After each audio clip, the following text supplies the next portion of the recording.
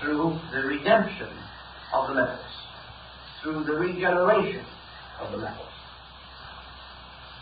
Now, the soul principle, as represented by Mercury, is not only the individual soul, but the world soul. So if we wish to take the old Trinitarian concept, the Son is God, Salt is the Holy Ghost, and Mercury is the Christ power, the universal soul. And Mercury, as Christ, the catalyst, says, "None go unto the Father save by me." In other words, everything that ascends from a material to a spiritual state must pass through soul culture or soul power. And it is in this soul power, which is represented by one of the alchemical retorts, that by the heat of purification, the base elements are withdrawn or caused to pass off or are incinerated, leaving only the spiritual agent or essence. Man, therefore, does not grow by what happens to him, but by what he does about what happens to him. And this calls upon the power of his own consciousness. You could see easily how what we call realization corresponds with Mercury. Because in realization, the individual is capable of accepting everything into the experience of consciousness and transforming it into truth. Realization is the discovery of the universal in everything, and that is in itself a complete act of catalyzing. So the soul of man, consisting of two parts, the rational part and the instinctual part, is Mercury. And in this mercurial agent, the great wonders of alchemy are performed. And in the symbol of Mercury, you have the cross, the circle, and the crescent, brought together in the planetary symbol and in the chemical symbol of Mercury. John Dee, the great English mystic and statesman, wrote a complete book called The Hieroglyphical Monad, which is devoted entirely to the study of the symbol of Mercury. Because Mercury and its alchemical meaning practically is the key to the entire story of modern psychology. Now we have, therefore, spirit, will, the great power of the king. We have the infinite unknown, the tremendous negative power of the queen. Because without the queen, this power never releases itself, never manifests itself. And we have equilibrium established between these two, which is Mercury. Therefore, Mercury becomes equilibrium, balance. In the alchemical symbols, we frequently find Mercury holding a pair of scales. It is the equilibrium of forces. For by bringing spirit and matter into equilibrium, the positive accomplishment of the soul is assured. Now, in this same symbolism, therefore, Mercury becomes the first and greatest of the adepts, because Mercury is Hermes Trismegistus, the thrice great Hermes, the symbol of the absolute embodiment of all wisdom, in whose name the Hermetic arts were brought into existence. Hermes as the thaumaturgic adept is consequently the appropriate and proper symbol of the adept soul in man. Now, the adept soul is the soul which is born again of the union of the king and queen. But this union of the king and queen is by art or nature, and not by the primary generation. For when the adept has accomplished the Hermetic marriage, or the reunion of the king and queen within himself, through the instrumentality of Hermes, he is then the adept king. Now this is as much as saying that he has restored the Holy Empire. He has restored, as a philosopher king in Greece, the balance and equilibrium of his own existence. He is able, therefore, to bind or to hold or to unite within his own nature, in a condition of suspension, the two great opposites of existence, spirit and matter. Now, in doing these very interesting things, the adept symbol itself appears. Now, the adept is usually represented also as two-headed, often by the two-headed eagle, which is his proper emblem. The two-headed eagle, in this case, being, of course, a gradual derivation from the original Egyptian phoenix, which was the true eagle. The adept, as the two-headed eagle, has therefore the same symbolism as the androgyne king and queen, the Ishvara, the male-female principle in suspension, the two-headed king-queen, representing the divine power of the Atman itself, is reflected into the adept, who has accomplished the same equilibrium again by will and yoga, or by effort within his own nature. Now, the adept in the Hermetic symbols, of course, is the hero self, to whom all the adventures occur, and whose labor it is forever and eternally to restore the mystery. Thus we have your alchemical symbolism reaching out into practically every different group of fables that we know. St. George and the Dragon. St. George is the adept. The dragon that he is overcoming is the dragon of chaos, the dragon of disorientation, disorganization, confusion, ignorance. And your adept king, of course, is Sindad the Sailor, performing his 12 mysterious voyages into the unknown and having great and wonderful adventures. The adept king is Hercules, performing the 12 labors. Samson, carrying away the gates of Gaza. The adept king is also Melchizedek, the Prince of Salem. Wherever the great and wonderful wise one appears as the man symbol, he is the adept king. The adept king is always the glorified Hermes. He rules with the scepter of the king and queen of the sun and moon. He is the third of the great lights, with the sun and moon and man are the great lights of the mysteries. Now, with this basic symbolism, we can see how the alchemist could proceed with certain mystical speculations. What other symbols immediately present themselves to our attention? We have to have the symbol of chaos. We have to have the symbol of the thing that must be overcome. And therefore, we extend our thinking on the subject of base metals, which represent to a degree the chaos. Therefore, it is not impossible for us to recognize the meaning of seeing a great stormy sea, in the midst of which is an ark, like the Ark of Noah, and on the deck of the ark, an alchemical bottle. In other words, the alchemy floating on the sea of chaos. The Ark of Noah, which contains within itself all the germs of life for the replenishment of the earth, is an alchemical symbol, if you want to see it that way. Then we have also, in another case, the bottle in the ark, with a dove flying out of it, carrying a little bit of green in its beak. The dove is an alchemical symbol in this case.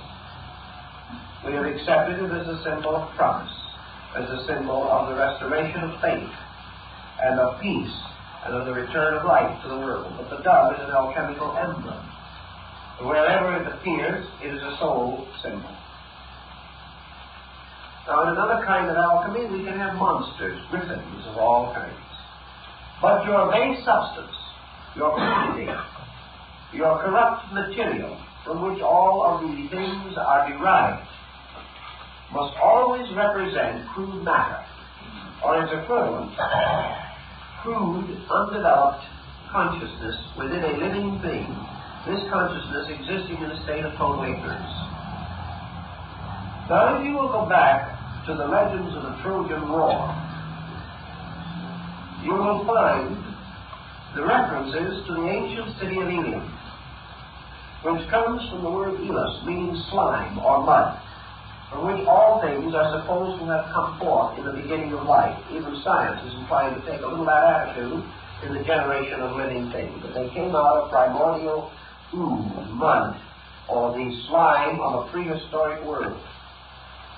Therefore, in alchemy we have a monster, a strange lizard-like thing, not the salamander of fire, but a strange creature that lives in ooze and mud and corruption.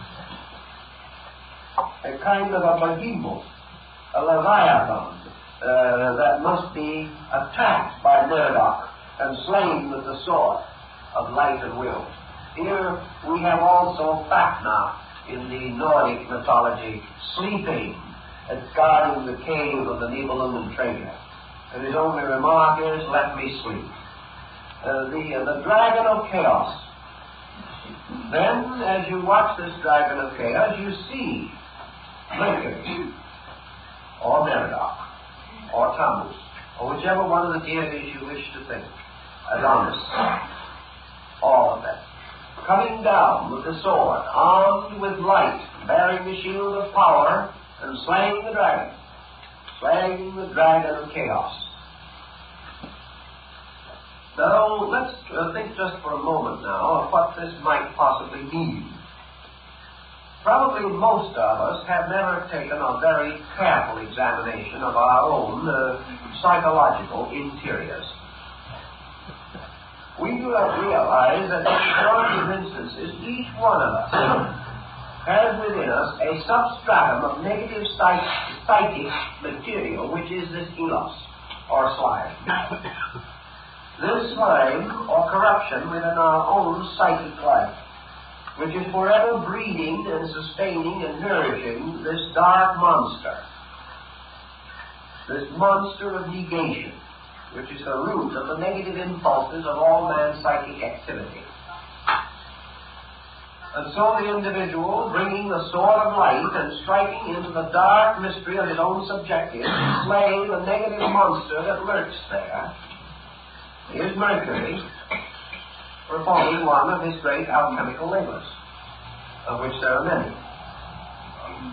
Though if the elos, or the slime, the corruption of things, is represented in this way, there is another very interesting symbolism that has to come into this particular purpose. And that is the symbol of death. In alchemy, the symbol of death is found in the bottles. We see the metals calcinated. We see things which, unless they die, cannot be born again. So that as the seed cannot live unless first it dies, so in alchemy, all liberation is death. And everything is released by death. The alchemical formula on this is rather important, so we'll pause for a moment to try to estimate it a little bit. All things in a living state are locked. The consciousness within a form is locked by that form completely. It can never break through that form without first reducing the form. Alchemy does not assume that it is possible for a structure containing a compound of ignorance and wisdom, that is, pure and base metal, can be taken at any particular point and immediately advanced to a superior state. Everything that seeks to grow by alchemy must first die. Because while it is in a state of generation, its parts are inseparable and cannot be divided. During life, consciousness and body cannot be divided. By death only are they divided. So alchemy says that only by the phenomenon of death can the metals be divided from their base and their subtle parts. Now this doesn't mean, the alchemist certainly did not mean, that an individual who wished to separate his baser and better parts must go out and shoot himself. They did not mean that in any sense whatsoever. What they meant was that all growth comes from the dying of something. before you can have a new idea, an old one has to die. You cannot accept an idea if you are satisfied with the one you have. If you want to grow, you've got to give up something. If you want to proceed, the past must die. If you want to be more than you are, something that is less must perish along the way. You cannot start upon this great search bound and locked within the structure of your own opinion. Your opinions have to die before there's any room in you for truth. Everything has to be reduced to its essentials. And the essential of everything is seed and ashes. Seed and ashes, says the alchemist. The seed that cannot die, which is the king, and the ashes which must die. So everything must be reduced by putrefaction, by the disintegration of its parts to essential material. For, says the alchemist, all of the metals in their essential nature will combine to form the stone or the medicine. But once the metals have bodies, they can never combine. So material gold, material silver, material copper will never combine. The only way you can combine them is through the agent of mercury, which destroys their bodies and releases their principles. Or, as the alchemist would like to put it more correctly, if you take these spirits out of bodies, the spirits will unite, but the bodies cannot. So the same of man. The essential life principles of all creatures are compatible, but their personalities and their vehicles of manifestation are not compatible. Thus, all things in their purity can be united, and all things in their impurity cannot be united. As the alchemist also says, at the beginning of things, all was one. At the end of things, all will be one. In the middle distance between beginning and end, there will be many. And while the state of many exists, this manyness can never be brought together. The only way in which many can become one again is to have the vehicles or bodies destroyed. The principles have always been one. But as long as these principles are locked within symbolic forms, these forms will never unite. They may come near together, but they can never perform the alchemy of fusing or becoming identical, or to lose themselves in a new substance.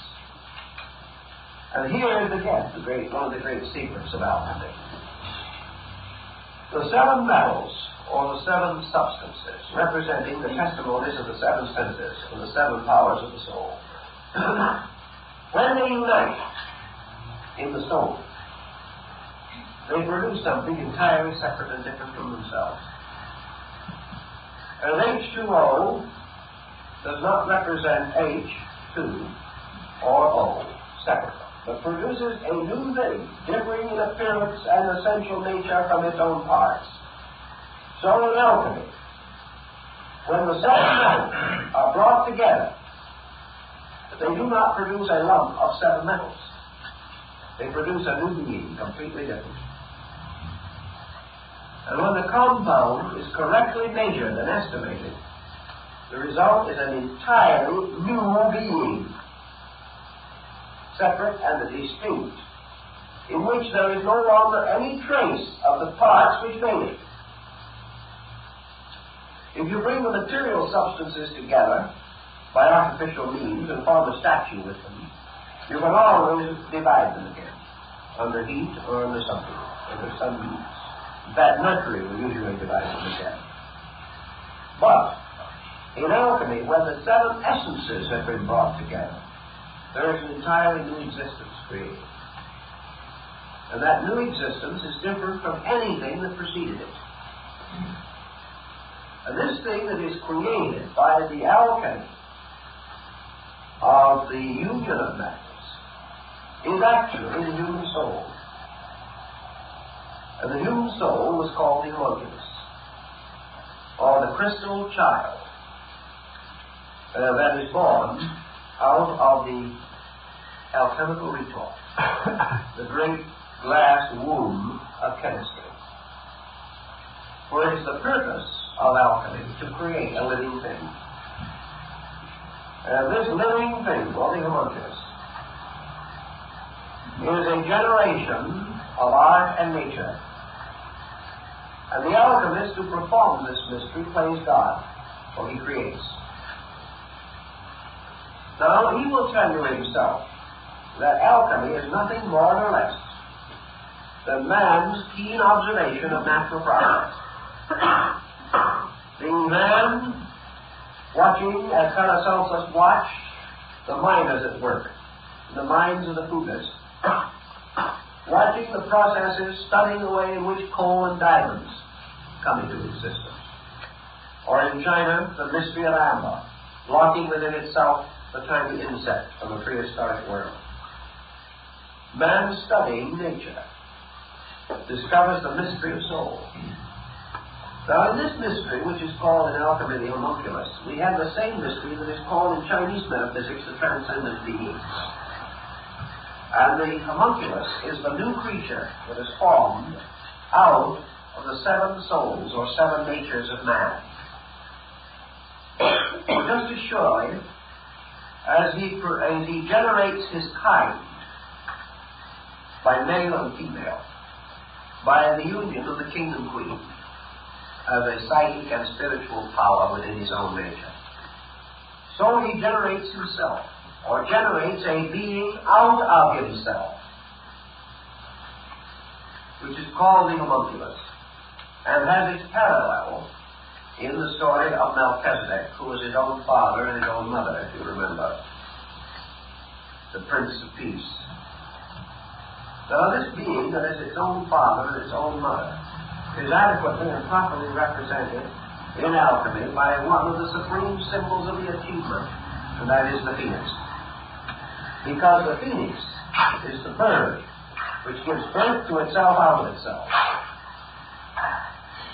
When the phoenix, which lives for 500 years, according to the Egyptian legend, came to the time when it must die, it retired to an altar of flame in one of the temples, and there, in a nest of fire, its body broke open, and the new phoenix issued from it. And there was never but one phoenix alive at a time. Now, this is alchemical symbolism with a vengeance. And it tells us a great deal, because this phoenix allegory returns to us again in China. The phoenix, of course, is the self-generated being in which the 7 powers of the metals, having been mated by a process of generation, create within themselves an immortal being. So in the story of mankind, you know the gods and you know mortals. And you know the gods live forever and mortals have their sorrows for a day. There's a story in India about some people who live in the Nilgiri Hills who belong to a community or a nation or a race in which nobody is ever born. Now that's a kind of a curious thought, because this little community is composed of persons born everywhere who go there for certain reasons. Therefore, no one's born there theoretically. It is a race that is composed of persons who have certain peculiarities or distinctions about themselves, coming from anywhere, because they are alike in this mysterious manner, go there. Now this legend and certain of the factors involved in it is again, very much the story. You know the hero is a very, very interesting being. You know, in the legends and the myths about these beings, we have something that is very strange to us. Something that is born and never dies. Now that breaks most of the rules of common sense and is well known to the old days of theological doubts and misgivings as the famous Methodist one-ended stick. You hear talk about that wherever theological controversies get warm. Someone is born as a beginning, and then goes on forever and ever and ever and ever and ever and ever and ever. whether here in heaven or below. Something that has a beginning in time has no end in eternity. It becomes a sort of a one-ended stick, which is quite a controversial issue. Well, actually, there is a one-ended stick. And that one-ended stick is the homunculus, the soul power, the soul being. Because the soul is something that has a beginning, but no end. And Bailey was one of the first to recognize this interesting and remarkable phenomenon. Your soul, as the adept king, is generated within man by the mingling and chemistry of intuition and reason, of wisdom and love, and of the polarities of the soul power in their form of the king and queen. The soul, therefore, has its own world, ruled over by the king who is wisdom and the queen who is love. And wisdom, the king, is the master of the show, and he is always seeking the unknown, love, which is the queen, and without which he cannot fulfill himself. So here again, you can take love away from him. You can capture the queen on the chessboard. But again, you cannot capture the king. All these symbols refer back again. But in the soul, wisdom and love unite to produce a being. And this being has a beginning, but no end. And this being is the source of immortality. Because the king and the queen, spirit and matter, are not bound together by an eternal union. They must always be the result of a compound. And as Lord Bacon asked to have inscribed upon his tomb, let all compounds be dissolved. Life and matter are polarities of each other, and their relations to each other are eternally impermanent. Therefore, spirit and matter meet and separate. And that which is purely of its own nature returns to itself. And that which is of an opposing nature returns to its own source. The thing that binds them is Mercury, the homunculus, or the Hermetic adept. And it is the adept then, or the adept self, the transcendent being of China, that creates its own immortality by binding its own seven souls together into one immortal being. And this progeny of the sun and moon, of heaven and earth, of spirit and matter, is born by art, but never dies. Because that is man's earned immortality, or earned eternal existence. He exists eternally as spirit and matter forever. Nothing can ever stop that. But he exists eternally as a conscious being only when he creates the soul, or creates or provides a great alchemical experience. Now, in your Eastern philosophy, they would go even further than that. They would say that once having created the adept soul, that even that must ultimately renounce its own immortality. And therefore, again, the hero of the world dies always, usually in the service of great love, searching again for the unknown queen. The symbolism is very adroitly used. It is exceedingly subtle. You can draw some tremendous tapestries with it, always because of the wonderful interworking of rules and principles and laws. But the soul now, which is St. Paul's wedding garment, the soul is the eternal or immortal self, the transcendent being, born of the marriage of heaven and earth. It is, however, not merely man as a form or structure. Primitive man is building the soul. The soul began to build when man was created. And step by step, it has taken over the inner control of him. Until today, he is controlled by his emotions and his thoughts, which are the present developed state of his soul. But, says alchemy, in this method, by nature alone, the path is very long, and along the way the soul has been very sick. It has become utterly confused, and the path of its final restoration by nature means that man must slowly work out, through trial and error, through joy and sorrow, through life and death, every inconsistency of his own psychic life. This project suggests millions of years. It suggests thousands of lives, perhaps, to day by day, step by step, exhaust the errors of the soul and experience every good thing in spite of our efforts with it, in spite of our own resistance to grow, a resistance which itself must gradually be overcome through a great series of time and sorrow. So alchemy says art will perfect nature. Man becoming a priest in the great chemical laboratory of the universe will cooperate voluntarily and will assist nature in the perfection of the soul. So it says to the individual, very much as Mercury, the Christos, the anointing oil, the symbol of the transmutation, says that if you would be the disciple of truth, be as a little child. Here is Mercury destroying the metals. Here is the sword breaking up the patterns. Here is the death of an old self, the death of an opinionation, which we have long called ourselves. The acceptance of the fact that we are ignorant when we think we are wise, which is the death of ego. And that's one of the most magnificent extinctions of all. One of the most difficult to attain.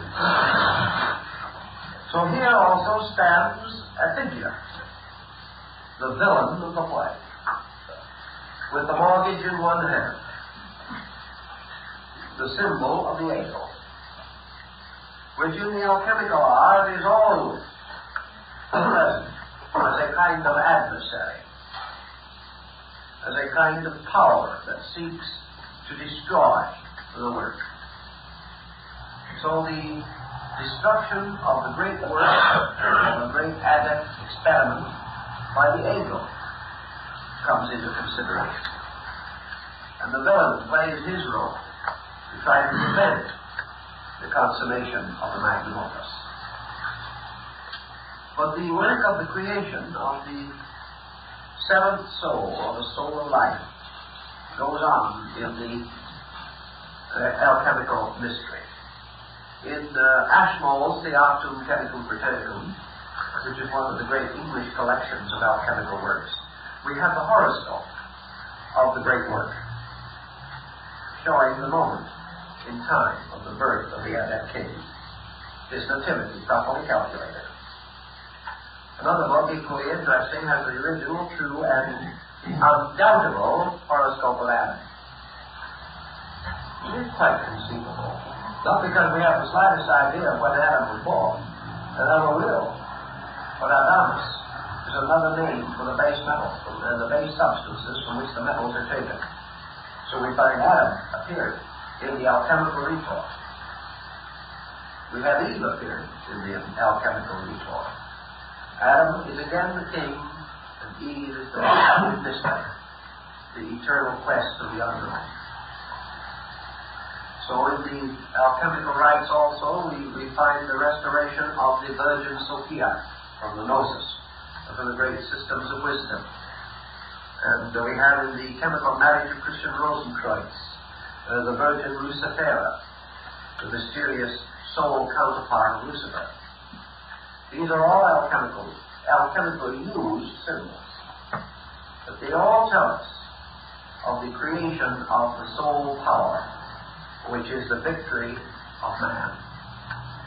In one very interesting symbolism, which I have seen in alchemy, there is a series of 64 bottles, which is an interesting number because it corresponds exactly with the development of the Chinese trigrams.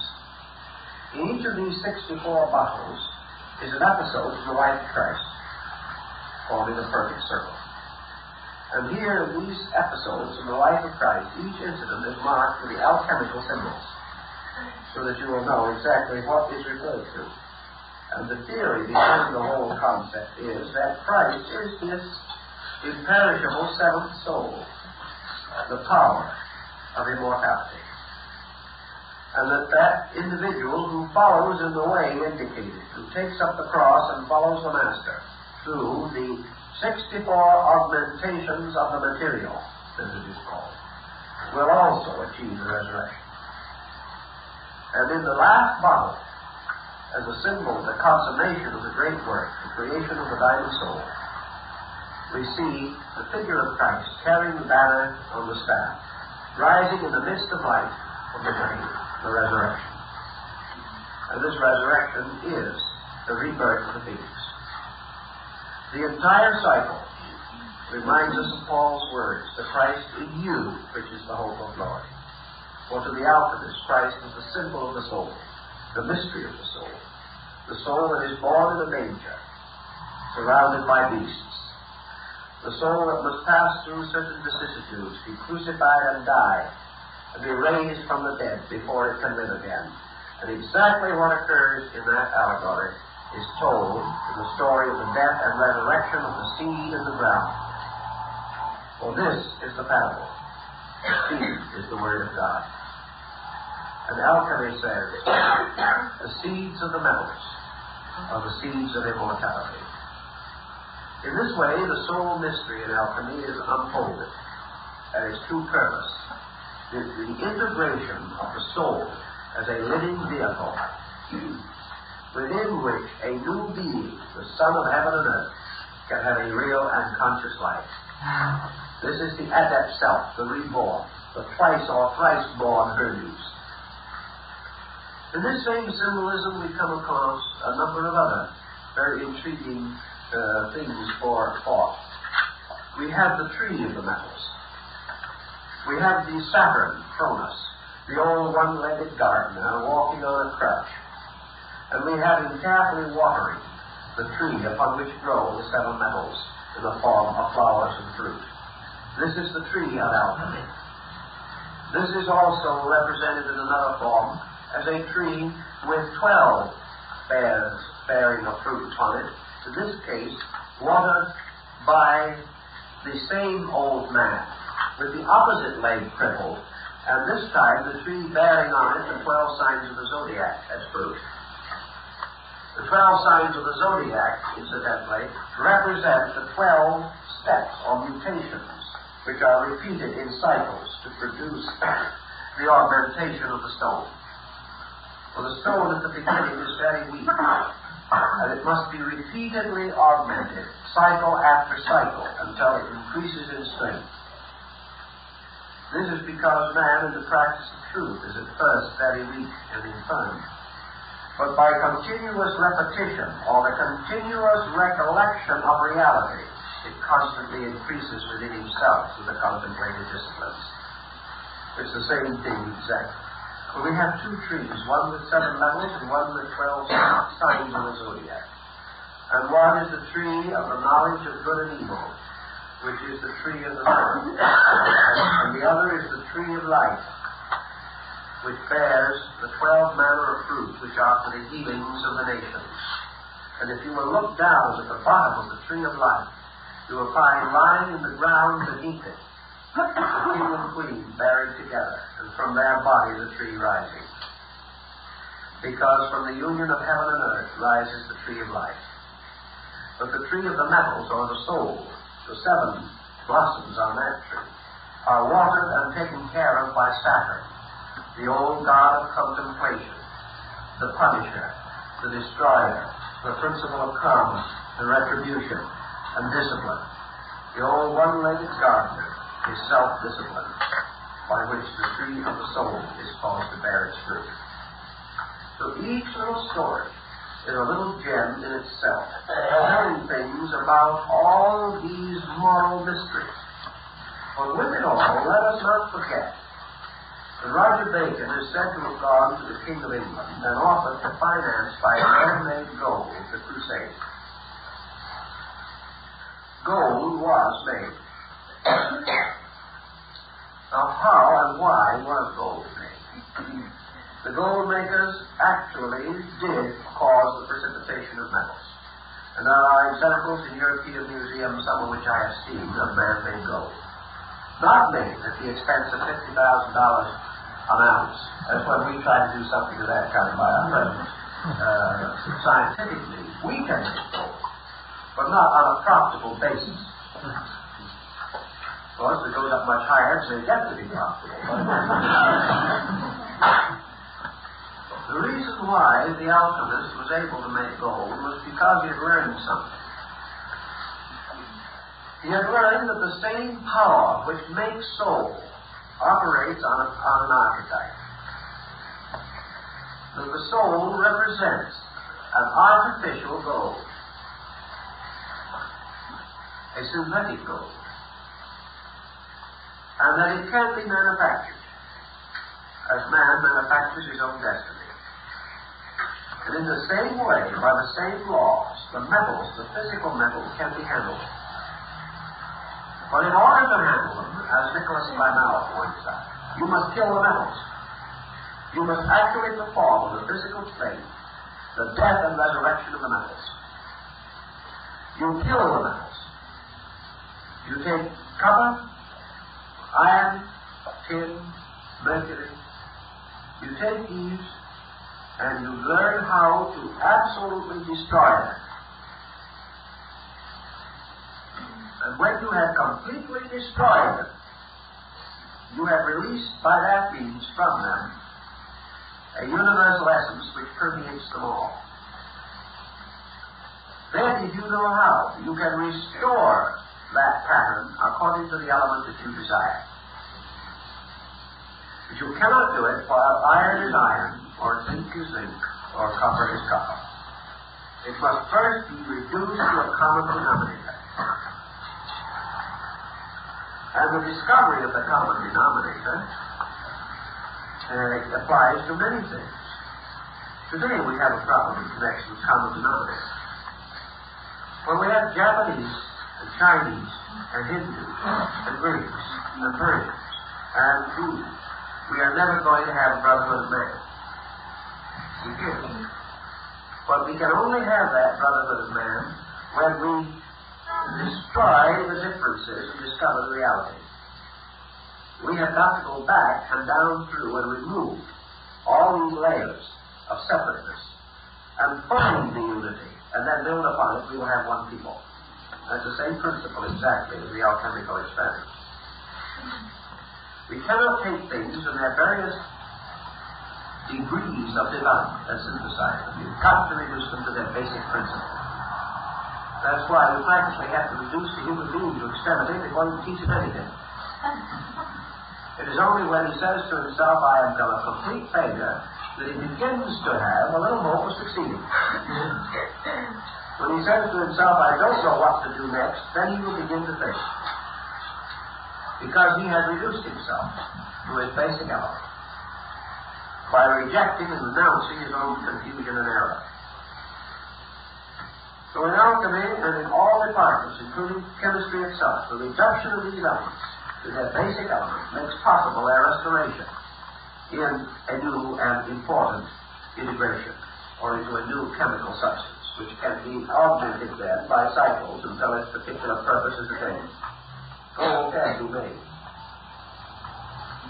And it is no more ridiculous than saying soul can be made. Yet most people do not believe or realize that a soul can be made. They believe they have it. That it's something that is conferred upon it. And yet, the culture, development, perfection of the soul is one of the greatest of all the arts. And in alchemy, the soul is tremendously important because it becomes the living body of the being. It becomes the basis of the being born from itself, the old man who dies in darkness and is born in light. So we have an interesting situation arise. The king is said to die. The king being spirit, the divine power. The king dies. And why does the king die? Because he is slain by the evil power, the ogre, which of course is chaos, confusion. The absolute absorption of the king into the universe, or life completely absorbed in phenomena, and thereby no longer recognizable in its own nature. But the king comes to life again through his own son, or in his own son. And you go right back to your legend of Osiris, the Egyptian mythos. You will find in Plutarch's description of the death and resurrection of Osiris that after the death of Osiris, he overshadowed as a holy spirit his sister wife Isis, and she bare Horus, the symbol of the Messianic soul. And when the child was born, her own brother husband entered into the body of the child. Therefore, he was his own father, certainly, in that particular case. This child was a widow's son, because he was born after his father had deserted. And this child, Horus, was not the son of his father only, but was his father by a mystery of transubstantiation. Therefore, Horus declared, or Christ, said, "Whoever has seen me has seen the Father. For the Father is in me, and I am in the Father, and the Father and I are one." And that was held to be an implication that Jesus, as a human being, considered himself God, which was not the implication at all. But the soul, virtue, becomes the embodiment of his own Father. And the divine power of heaven, his spirit, reborn through soul, becomes the new being, the new king of heaven and earth. And this new king is the perfected, or enlightened, or redeemed, resurrected man, in whom all the mysteries of the universe have been perfected in the marriage of the metals, which are the parts or symbols of all the structures that go together to form the vehicle of the soul. This is again the famous garment of glory of the high priests of Israel. For each of the garments, the breastplate, the urim and thummim, and all the vestments represent the adornments and jewels of the soul. Here also is the ecclesia of the early Christian dispensation, the church. For if you remember that it is the church, adorned as a bride, who is united in eternal marriage to the Lamb. This church, adorned as a bride, is, of course, a symbol of man's assembly of parts, or the psychic nature with its reunion with God. So the symbolism goes on and on. And in alchemy we have a book, which is called the Book Sealed with Seven Seals, which is based upon the book of Revelation, and unfolds all the mysteries of Revelation under the seals of the seven metals. We have all these emblems used constantly and inevitably to reveal one story, namely that man must create his own immortal soul by art. That this soul is the diamond of the light, and that who builds a soul builds an imperishable self that has a new being, and the old man passes away and the new man comes. And in this new being, the adept self, man claims his immortality, because he can be separated into parts until he fuses these parts himself into the great psychic entity which is called the soul, which then becomes his real self, is born from him as a transcendent being, and gradually gains an existence apart from him. And there's the mysterious Magos, or the mysterious Rishi, the great wonder worker, the Mahatma. For the great soul is the reborn soul, made of the seven souls, described in Egypt. And if you want to know the meaning of the elements in the metals, you will find that the seven elements of the soul used in alchemy are found in Egypt, where they form part of one section of the Book of the Dead. But it is the combining of the seven souls that perish to form the one imperishable soul, which is the atomic soul, or the soul of the magician, the wonder worker, who becomes his own father, who is reborn through his own son, who becomes the symbol of the true Hermes, the adept. And in him, all that was and is and ever shall be is resurrected. And he is then the beloved son, and he is the prodigal son who has returned to his father's house. All these symbols tie together in one terrific pattern. Next week we'll do some more with them, but I'm afraid if we do much more tonight, you'll never get all these patterns on.